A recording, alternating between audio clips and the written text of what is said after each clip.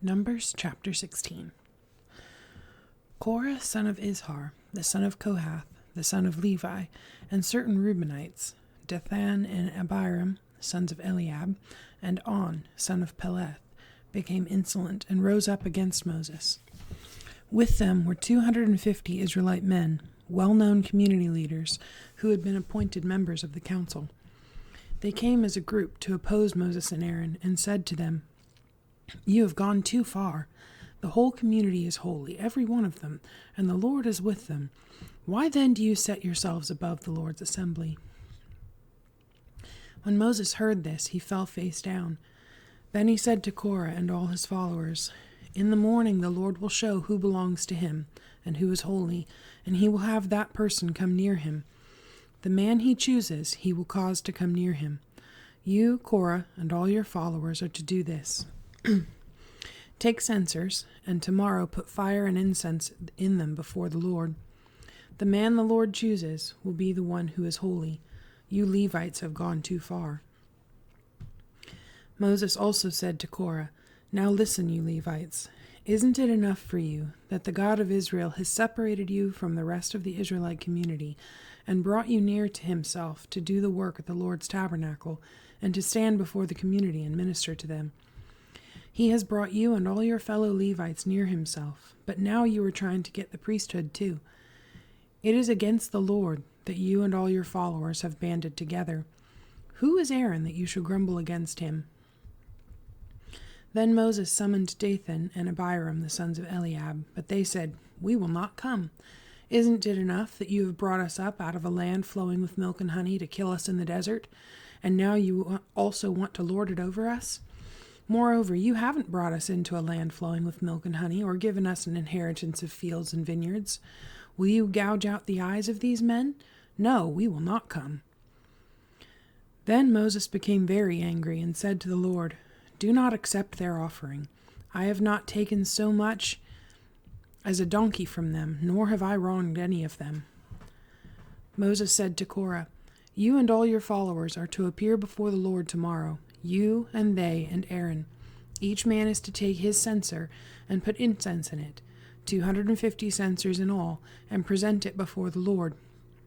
You and Aaron are to present your censers also." So each man took his censer, put fire and incense in it, and stood with Moses and Aaron at the entrance to the tent of meeting. When Korah had gathered all his followers in opposition to them at the entrance to the tent of meeting, the glory of the Lord appeared to the entire assembly. The Lord said to Moses and Aaron, "Separate yourselves from this assembly, so I can put an end to them at once." But Moses and Aaron fell face down and cried out, "O God, God of the spirits of all mankind, will you be angry with the entire assembly when only one man sins?" Then the Lord said to Moses, "Say to the assembly, move away from the tents of Korah, Dathan, and Abiram." Moses got up and went to Dathan and Abiram, and the elders of Israel followed him. He warned the assembly, "Move back from the tents of these wicked men. Do not touch anything belonging to them, or you will be swept away because of all their sins." So they moved away from the tents of Korah, Dathan, and Abiram. Dathan and Abiram had come out and were standing with their wives, children, and little ones at the entrances to their tents. Then Moses said, "This is how you will know that the Lord has sent me to do all these things, and that it was not my idea. If these men die a natural death and experience only what usually happens to men, then the Lord has not sent me. But if the Lord brings about something totally new, and the earth opens its mouth and swallows them, with everything that belongs to them, and they go down alive into the grave, then you will know that these men have treated the Lord with contempt." As soon as he finished saying all this, the ground under them split apart, and the earth opened its mouth and swallowed them, with their households and all Korah's men and all their possessions. They went down alive into the grave with everything they owned. The earth closed over them, and they perished and were gone from the community. At their cries, all the Israelites around them fled, shouting, "The earth is going to swallow us too." And fire came out from the Lord and consumed the 250 men who were offering the incense. The Lord said to Moses, "Tell Eleazar, son of Aaron the priest, to take the censers out of the smoldering remains and scatter the coals some distance away, for the censers are holy. the censers of the men who sinned at the cost of their lives. Hammer the censers into sheets to overlay the altar, for they were presented before the Lord and have become holy. Let them be a sign to the Israelites." So Eleazar the priest collected the bronze censers brought by those who had been burned up, and he had them hammered out to overlay the altar, as the Lord directed him through Moses. This was to remind the Israelites that no one except a descendant of Aaron should come to burn incense before the Lord, or he would become like Korah and his followers. The next day the whole Israelite community grumbled against Moses and Aaron. "You have killed the Lord's people," they said. But when the assembly gathered in opposition to Moses and Aaron and turned toward the tent of meeting, suddenly the cloud covered it, and the glory of the Lord appeared. Then Moses and Aaron went to the front of the tent of meeting. And the Lord said to Moses, "Get away from this assembly, so I can put an end to them at once." And they fell face down. Then Moses said to Aaron, "Take your censer and put incense in it, along with fire from the altar, and hurry to the assembly to make atonement for them. Wrath has come out from the Lord. The plague has started." So Aaron did as Moses said, and ran into the midst of the assembly. The plague had already started among the people, but Aaron offered the incense and made atonement for them. He stood between the living and the dead, and the plague stopped. But 14,700 people died from the plague, in addition to those who had died because of Korah. Then Aaron returned to Moses at the entrance to the tent of meeting, for the plague had stopped. Chapter 17. The Lord said to Moses, "Speak to the Israelites, and get 12 staffs from them, one from the leader of each of their ancestral tribes. Write the name of each man on his staff. On the staff of Levi write Aaron's name, for there must be one staff for the head of each ancestral tribe. Place them in the tent of meeting in front of the testimony where I meet with you. The staff belonging to the man I choose will sprout, and I will rid myself of this constant grumbling against you by the Israelites." So Moses spoke to the Israelites, and their leaders gave him 12 staffs, one for the leader of each of their ancestral tribes, and Aaron's staff was among them. Moses placed the staffs before the Lord in the tent of testimony. The next day Moses entered the tent of the testimony and saw that Aaron's staff, which represented the house of Levi, had not only sprouted, but had budded, blossomed, and produced almonds. Then Moses brought out all the staffs from the Lord's presence to all the Israelites. They looked at them, and each man took his own staff. The Lord said to Moses, "Put back Aaron's staff in front of the testimony, to be kept as a sign to the rebellious. This will put an end to their grumbling against me, so that they will not die." Moses did just as the Lord commanded him. The Israelites said to Moses, "We will die. We are lost. We are all lost. Anyone who even comes near the tabernacle of the Lord will die.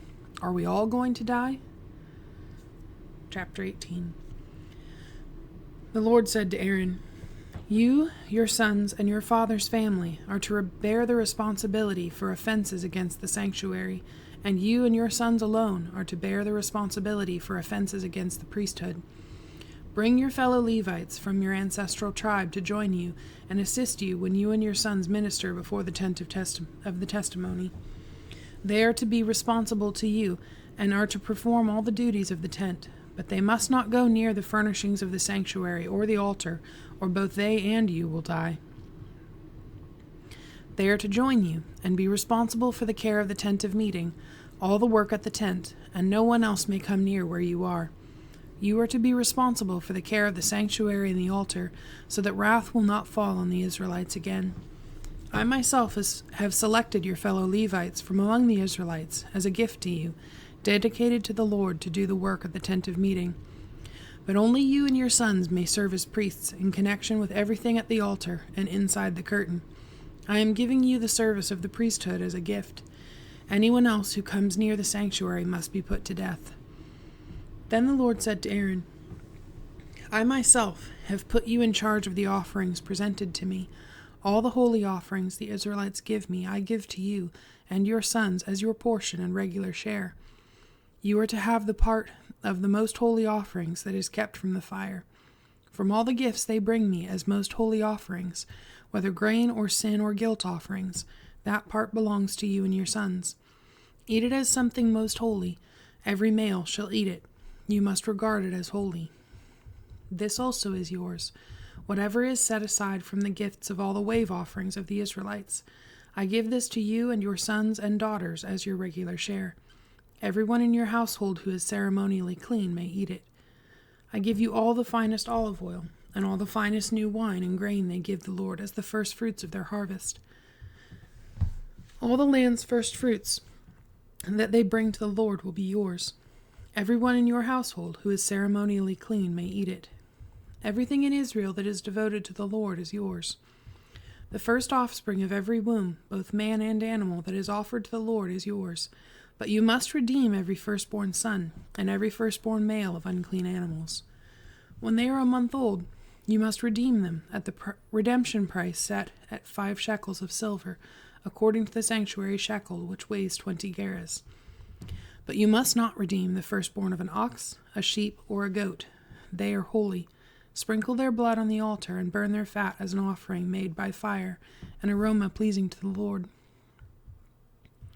Their meat is to be yours, just as the breast of the wave offering and the right thigh are yours.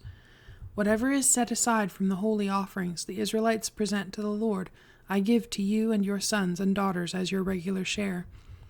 It is an everlasting covenant of salt before the Lord, for both you and your offspring. The Lord said to Aaron, "You will have no inheritance in their land, nor will you have any share among them. I am your share and your inheritance among the Israelites. I give to the Levites all the tithes in Israel as their inheritance, in return for the work they do while serving at the tent of meeting.